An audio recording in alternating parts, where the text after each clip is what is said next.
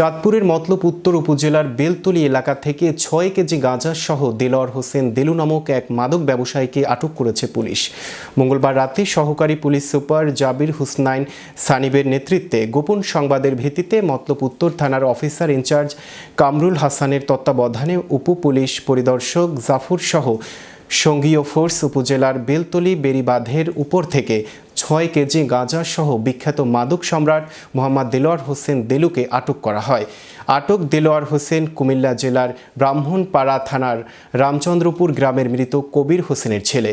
এ বিষয়ে সহকারী police super জাবির হুসনাইন সানিব জানান, মতলব উত্তর ও দক্ষিণ থানা এলাকাকে মাদকমুক্ত রাখতে পুলিশ নিয়মিত অভিযান পরিচালনা করে আসছে। গোপন সংবাদের ভিত্তিতে আজ ৬ কেজি গাঁজা সহ চিহ্নিত মাদক ব্যবসায়ীকে আটক করা হয়েছে। মাদকের সাথে জড়িত কাউকে ছাড় দেওয়া হবে না। ভবিষ্যতেও এ ধরনের অভিযান আরও জোরদার করা হবে।